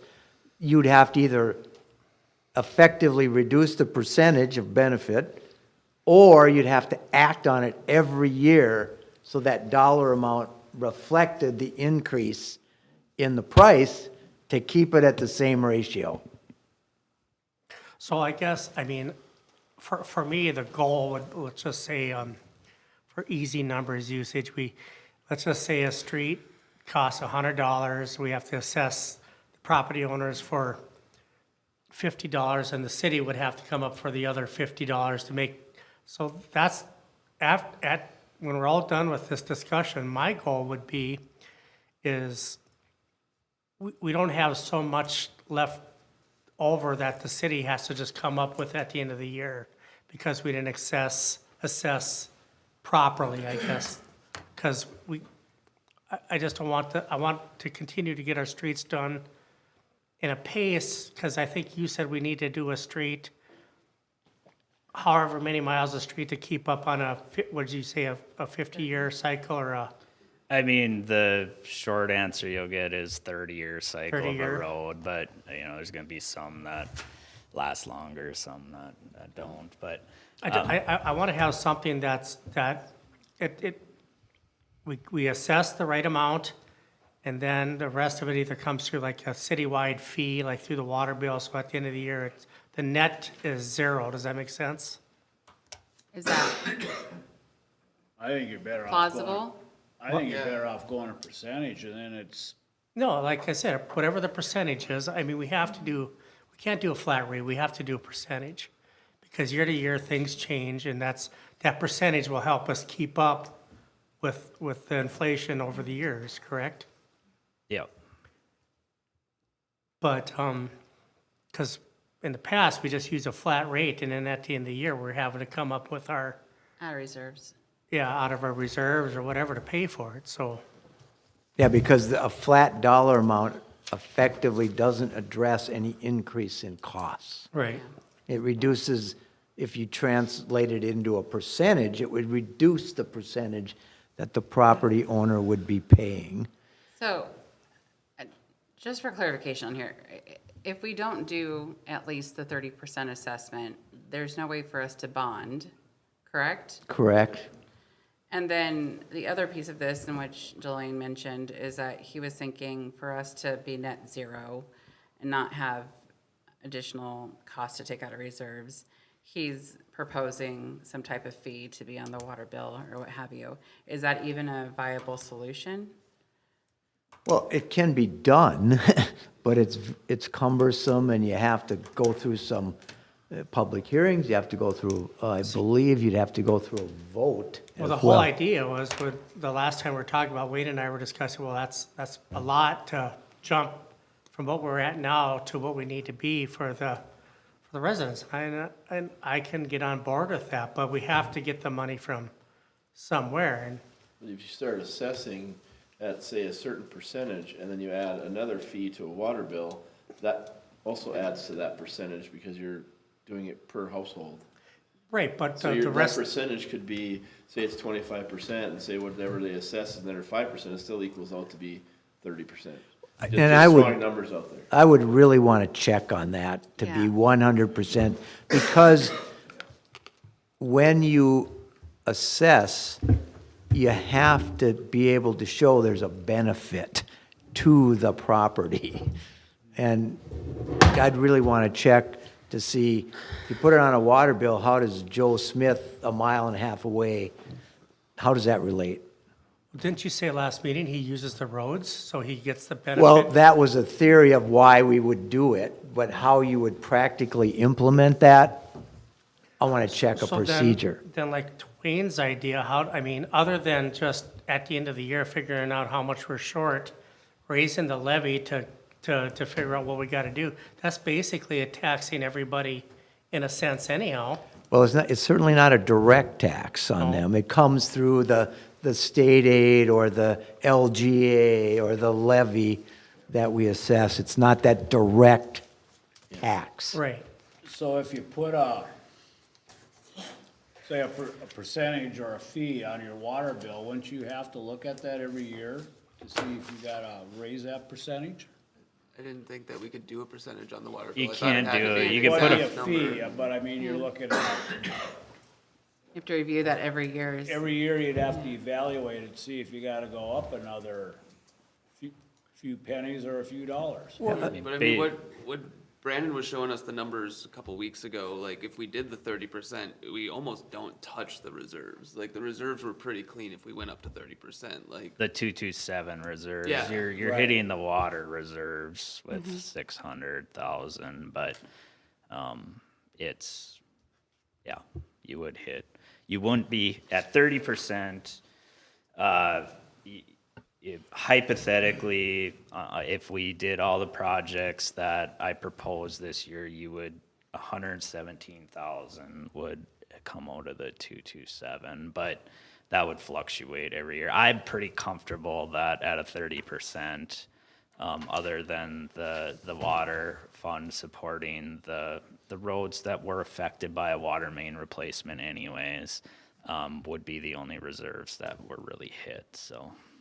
Brandon? Yeah. So the assessment, the assessment is paid over the course of 10 years. Yep. Is that correct? It can be. It can be. Okay, so one of the slides says 30-year life expectancy assessment broke down monthly. That's over 30 years. That's over 30 years. So Yeah. who So that's not- determines the life of that payment structure? I believe the council sets the duration that you can have it Okay. paid. Okay, so The what statute takes my says breath that. away is I get an assessment that's $17,600 because I have both front and side of my property assessed. And if I don't have a clear understanding of how much of a bite that's going to be for my, fixed income every month, that's going to be disconcerting. So we have this breakdown. we understand what needs to be assessed, what the piece of business then that we have to address as council members is what will the frequency of payment be? Is that correct? We determine 10 years, 20 years, or 30 years? I believe the max assessment was 10, wasn't it, Ashley? Historically, it has been 10, yes, and it was based on from 0 to 1,000 was 2 years. They did it in increments of 2. And then if it was a current assessment, or meaning like where you had mowing charges or you had some type of a nuisance, then it was a 1-year term that would be. But it's based on how much it is. So a 0 to 1,000 was 2 years. 1,001 to 2,000 was 4, how it went into increments and went up to 10. After 3, I think after 3,001. So it wasn't a lot back then, because we were only assessing it at $40 a front foot. So, I mean, some of the assessments only went for 6 years. So what are they gonna do with these that are gonna get assessed $57,000? At our current, what we're doing right now with over 3,000, it's for up to 10 years, so. But there's no higher than 10 years. So you take 57 and divide that, you're talking a pretty good chunk of That's what I'm change. trying to check right now, because the statute allows the council to set the duration over it will be assessed, and I want to make sure that the statute, the Minnesota statute doesn't say only this up to this amount. Yeah. Yeah. The other issue too, though, and Brendan, you and I discussed this in our email, is that there could be an improvement for which I'm assessed this year, and then the city comes back and does an improvement on another street that is a side street to me, and I'll be assessed that in the next year. So I'd have 2 consecutive years of assessments hitting my pocketbook. Does that Yep. make sense? Yep. Yeah. Yeah, it's, That's what happened on Alexander and Fourth, if I believe it was, maybe not the same or the next year, but it was relatively close. But anyway, just, I don't know, for numbers' sake there, I mean, and it was, Jake Fee asked about it, and, you know, he's got quite a big lot there, I mean, and if his went up to that, it would be $57,000 over 10 years, which would be a $476 assessment per month for 10 years. But how many people have that frontage? I mean, that we can't base this off of one person's frontage. No, but I'm just saying, we gotta look at what we're gonna be doing to some of these. So There's a then- lot of 200-foot lots up on the north end up there now. I'm at 210 or 220. So I hear that, so what is, and I'm trying to figure out a medium ground here, so what do we do then if we want to assess less, then where does the other money come from? Well, Either you and- reserves. I guess the other problem with this that I foresee us having is if we're not doing at least the 30%, then are we not able to bond in the future? Does that tie our hands in that regard as well? I wonder if maybe a way to lessen the blow would be if the ability to stretch out the payment plan would assist in the monthly cost. But I am really concerned about the fact that if we're not at this percentage, that also ties our hands from bonding in the future. I mean, either way, this is not an easy decision. And unfortunately, this hasn't been addressed before now, like it probably should have. And so here we are. And I guess my question would be, how do we lessen that monthly or yearly cost if possible? That's what I'm checking on right now. My remembrance was that the council could spread it over 30 years. Okay. It could, or any year amount between, but it can't exceed, and I'm just asking Ashley to check the statute for me, because I remember that But being if part you're of my talking research. If you're talking about bonding, No, I'm talking about assessing. oh, right, no, for that, okay.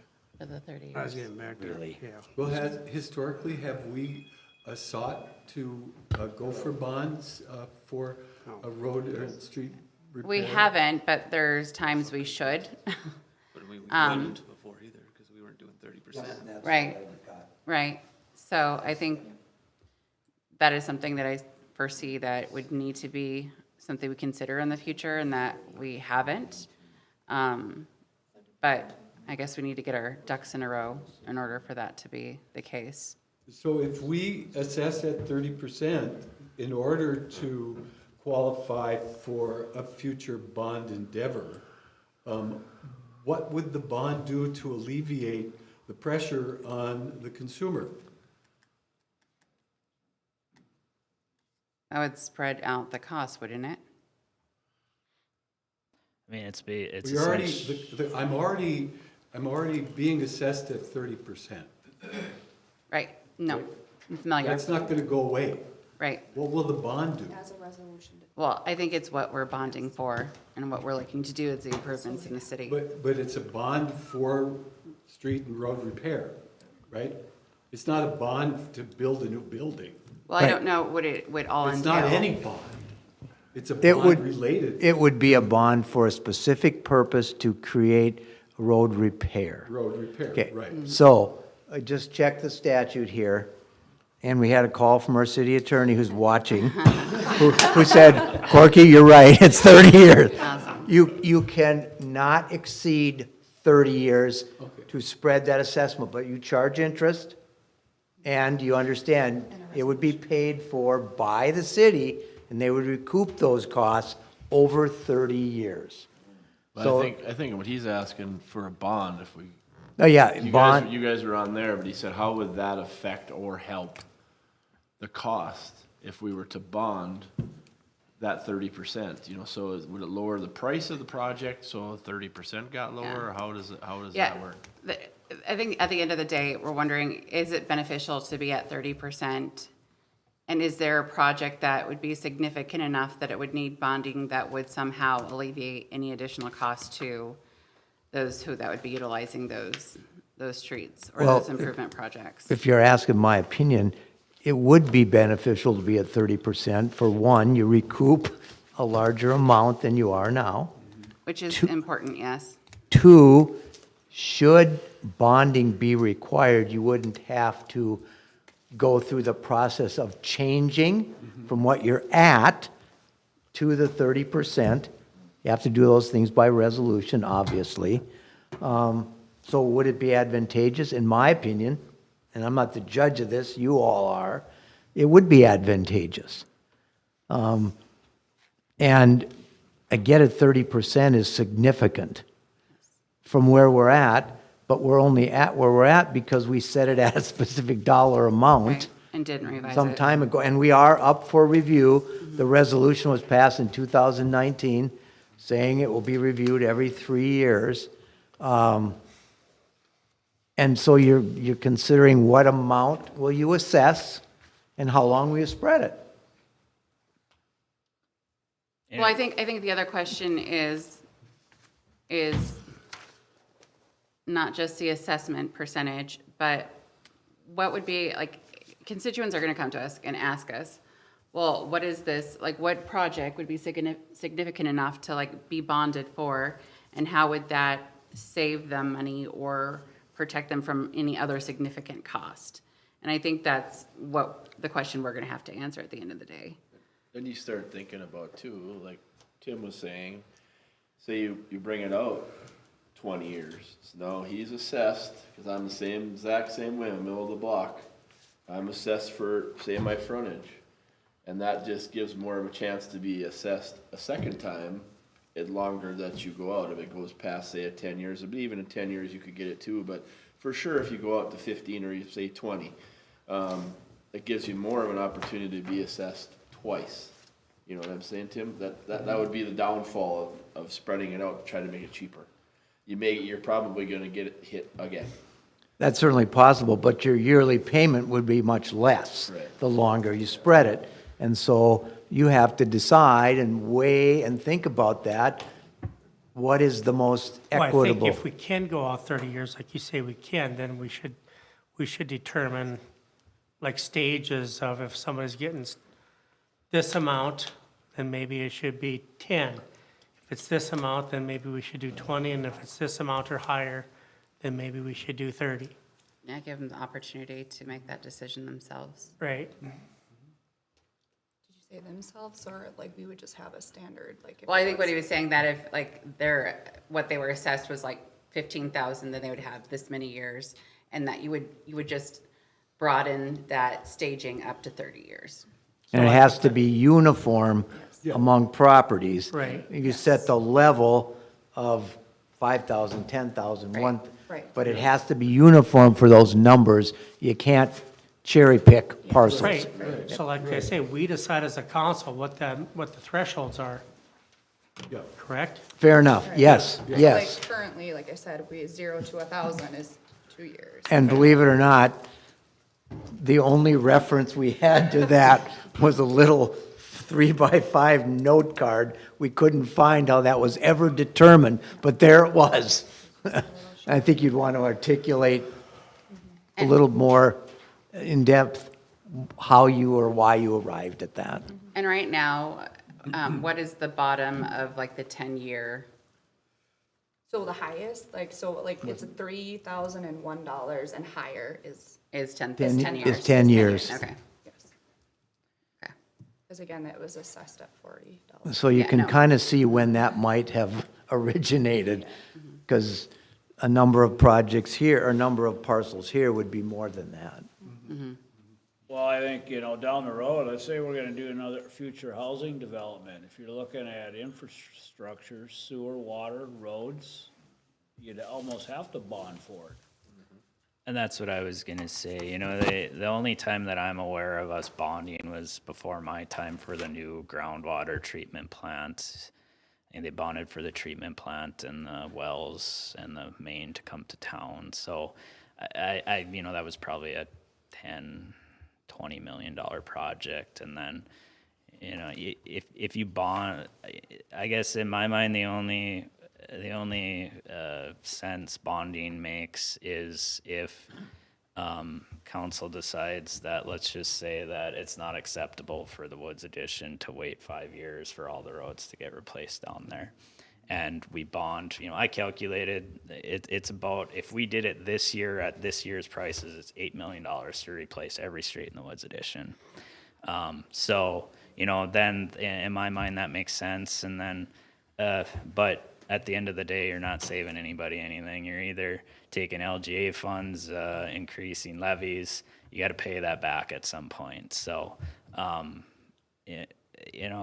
for me, it's, if we have like Dale said, if we have a large project that we want to get done and we don't have the $5 million to do it, that makes sense to me. But if we're going to have a revolving program that we try to do 2,500 feet a year, I don't see the benefit personally in bonding. You're just kicking the can down the road.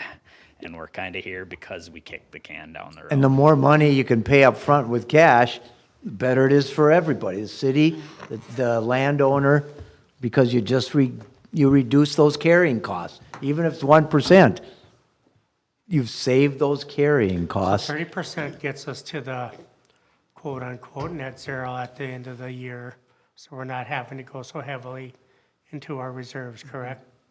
Pretty much? Yep.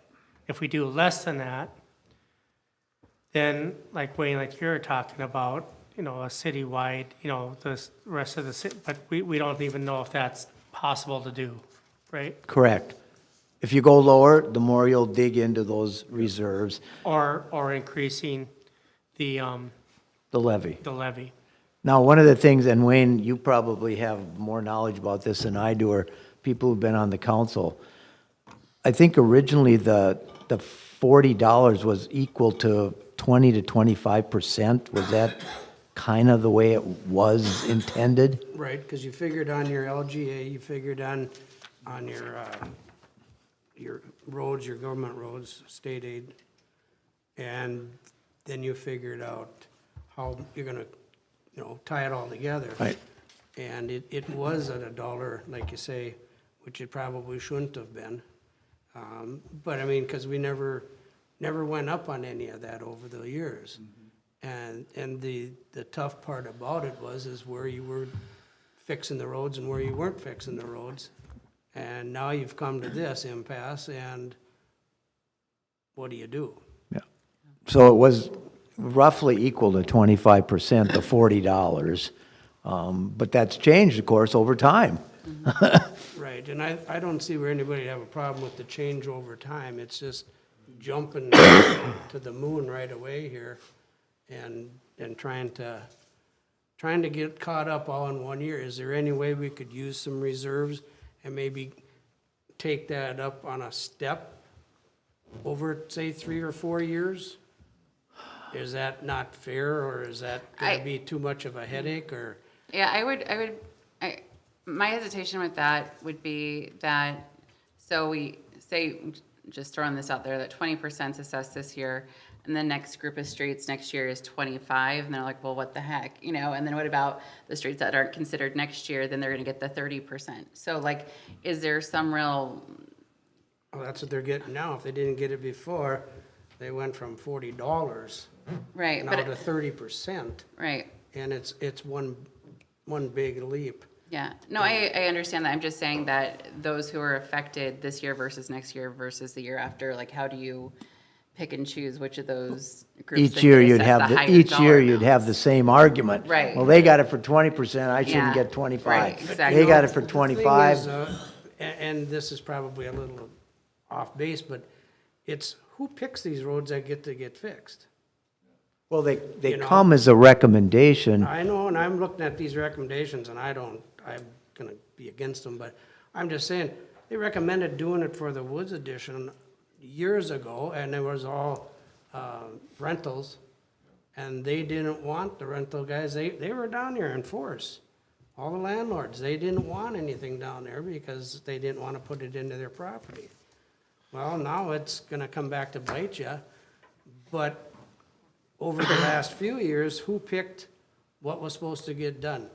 You know, the Woods Edition, Ducky, and I don't know, or, you know, Don, I don't know if you knew this or not, but, I mean, back when they had the flood deal, that was supposed to be a guarantee when it got done to do a lot of these roads down there. That never got done. And they got handed a bill of goods for the last 10 years down there. And then now we decide, and you're gonna go in and do one road, and you're going up to 30%. I'm just saying, that's how it is. I don't live down there anymore, but I mean, I was on one of those roads that's gonna need it, and it's like, wow, you know?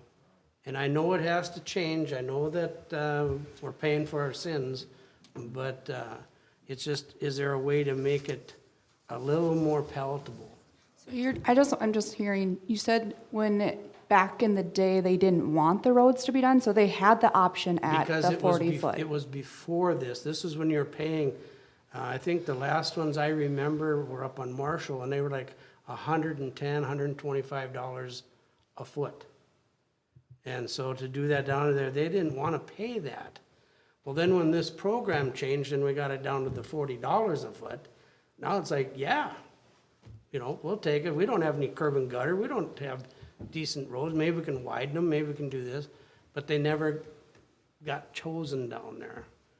Isn't Well- that the same simulation as what we're doing here? Like right now, like you said, if you did it like 20, 30, it would be the same. Yeah, you would want everybody to do their roads this year, so. Right.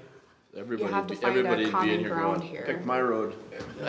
Well, all I can tell you is what I know from working with Brandon. He looks at roads, he has some criteria about which ones are not well kept up, which ones are better kept up. And as a city, we have an obligation to create roads that are good roads. And certainly the council ultimately decides because you approve projects. Comes with a recommendation based on criteria, based on safe travels, but ultimately the council decides what projects you approve and at So what Wayne, level. so what meeting did I miss that we approved these ones that are coming up for, They aren't approved yet. what, But he's told me it's too late to change them. Well, You can drop them, but you there can can't be a change 'em. practical reason why, because it's late in the process of having to go out and get bids and get projects selected. Yeah, you can drop them, you just can't add them. Let's get back to this here. Well, I'm sorry, yeah, but So I that, can tell you when you were approved on, like when we did ask for the plans and specifications. So we asked usually it's in December, that we ask the engineer to send them, and I can tell you the well, resolution. I realize that. So, And then at that time, I asked, well, who put the list out here for these? And he was told that, he made his decision. And it's like, you'll get a chance to talk about it later. And it's like, okay, sounds fair. Well, now when we want to talk about it. and you can't can. talk about it. Well, all you can do is drop them. You can't add one back in for. I so mean, even if you would have given me direction in December, the surveys are done for the following year's project in October of the previous year. So why didn't you tell us in October the previous year? I mean, I think it's a lot of weight to put on you to pick the streets that are gonna get done. Okay, well, you're against Euclid Avenue. Kevin Ross was told when he was trying to improve that area that we would pave Fifth Avenue South for him, and when he got those lots sold, that we would pave Euclid Avenue to the ditch. Me and Ashley pulled up the notes from that Ways and Means. Kevin called me about a year and a half ago and asked me if we would look at improving Euclid Avenue because he had sold all the lots on Fifth. And if you go up there right now, Fifth Avenue South, they have, I think, 2 or 3 houses being built on Fifth Avenue South. So, I'm trying to, we are doing 800 feet in the Woods Addition. There's, with the water main, it's a $800 and some $1,000 project. So I don't think that should be taken light that I'm ignoring the Woods Addition either. And, I guess you hired me to make these decisions too. And I just don't want to get to the point where I'm being micromanaged on the projects that we're picking. So I get that, I know that, but it looks like to me on here, there's, you go on Euclid and that, there's hardly on Guthridge. You're gonna do from the corner of Fifth Street over to the garage at the DAC. There's not even a house there. Who's gonna pay for all of this up here? So if you approve these rates, we'll say 25% on state aid, 30% on local projects, and 100% on new construction. Kevin would pay 100% of the road going from the end of the gravel there to the ditch. So Are you talking to McKinley? Is this the? So this is Euclid right here. So this is the end. Well, this image is old because the gravel comes out to about I just here drove, now. yeah, it doesn't go very far. Yeah, and so he would pay from the end of the gravel, because it's not an existing road, and that's a lot of when we do come up with this new policy, there's gonna be, me and Corky will be working together a lot on Does he know how defining. much it's gonna cost him if you put these roads in up there? I mean, he will when we send the proposed assessments. And that's when he's gonna be in here and let you know, so. And that's understandable. But one of the things that Brandon pointed out is the proposal is that on new construction, the developer or the owner pays the 100% on new roads, which does make a lot of sense.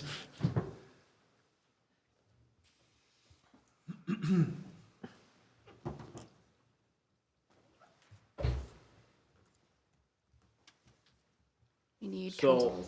what do we want to do here? Is there a consensus to do anything? Think about it for a week? I don't think we No, I can.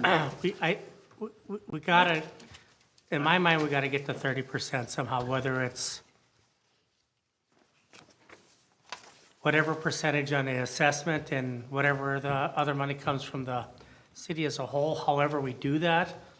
But we gotta try to get to 30% somehow for, so we don't have to dig into our, Reserves. and when we kind of talked about it, like I said, I can get on board with, assessing the homeowner X amount and the rest of the city X amount, because the argument can be made that the whole city uses the roads. But what I'm hearing here tonight, we don't know if there's a way to do I that. can't look you tonight in the eye and say, yes, there's a way to do that for Is sure. there a way to find out if we can do that? Well, we got to research. And one, yeah. But Delane, that's kind of my point in the 70% already.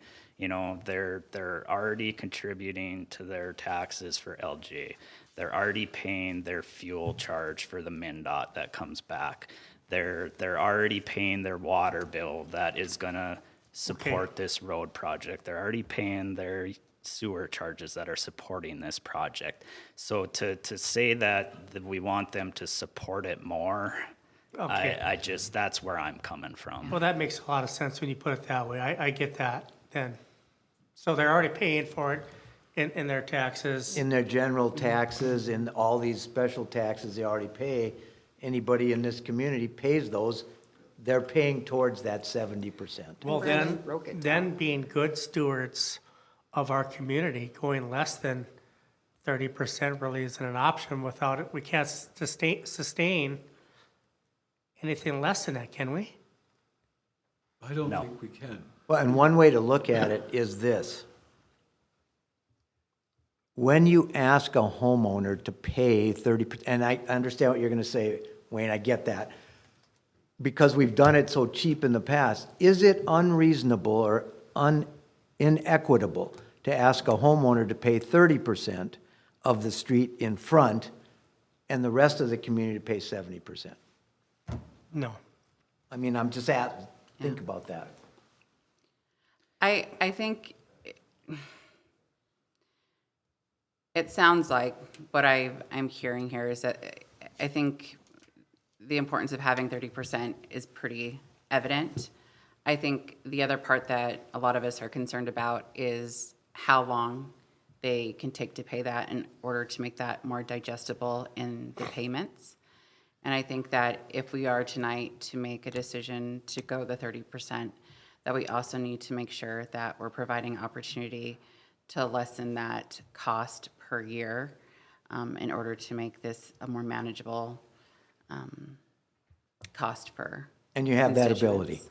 So then I think we need to maybe come up with whatever the threshold should be from when do we have to decide that before we put this into motion, or? Well, this is just a recommendation Right. for next council meeting. For next council, can we And have you a could spread- recommendation on the thresholds? You could spread everyone 30, you could spread everyone 25. You can make thresholds to say, if it's here, it's 10, if it's here, it's I think it 20. makes sense to do thresholds. I mean, like, the extreme situation of $57,000, that might be a threshold we want to make sure we get the 30 year in for something like that. Because we're already at So I guess my question would be for next steps is if we did the 30%, we did request the expansion of the timeframe in which it can be paid. Next steps would be the public hearing, correct? So Or our public timeline comment? is very, very tight right now. The biggest thing is your direction to tell us what we need to go forward, and it's kind of then that will make us go down that right timeline. Again, if we do implement a different year, Corky and I are gonna have to reference that because it's never been done, so I wanna make sure that we are. Change the 5x7 card. Huh? Yeah, the card. So that making sure that if there is a public hearing that we need to let the public know that this is. Notice it properly, Yes. get everybody here. So I guess. I think we need to do a 10, 20, 30 and figure out what that, and that's something you guys can do, what those numbers will look like from from a low to extreme, like he's saying, the $57,000 one, if you know what I'm saying, and should be a 30, where those numbers work out on an average. Our timeline is very, very, So, I mean, basically, at the end of the day, right now, our proposed assessments are a lot like the levy. When we send out a proposed assessment, it can't be any greater than whatever we send out. The actual assessment can't be greater than the notice of the So then- proposed assessment. Then we go 30% then. Yep, and at the end of the day, we'll have all the public hearings, and we have it all timed out. It's tight, but, you know, we're not gonna have any resolutions approved before we hear everybody. And so we'll have the public hearing on the proposed assessments that I have already. We just gotta get them on the paper and sent out. So, as long as we are just sure that 30% is where we want to be, and it's not going to be any greater than that. Yeah. That's the direction we need right now. So I think that's it, but then I think most of us are thinking the thresholds option. and then it'll give the public their time to come in and Yes. voice their opinions as well. We have to publish so- and we have to, yeah. So we just needed your direction to tell us, so we can get it out to the public that are gonna be affected. So the consensus is 30%, and then get Corky and Ashley to do the homework, how far we can extend out We can go up to 30 years. 30 years, so. Can we also look at what the fiscal impact will be to the city with regard to a longer duration of paying back? Yeah. Is there going to will we be imposing a negative impact for, you know, the cost of doing business? What you want to know is, if we extend it, how does it impact potentially the budgeting process over those periods of time? We do an interest rate though, so we follow the guidelines for our interest rate, so. Yeah, but what he's saying is we're not collecting it in 10 years, we're collecting it in 15 years. Now, can that, and Can you'll we have to sustain decide if that? that's a And- negative And impact. there's not gonna be that many that are gonna get into that group. Right. You know, so it probably isn't gonna be that big of a. But that's what we want to do for you, so you'll have to judge, is that an impact that I can't live with for the city? Right.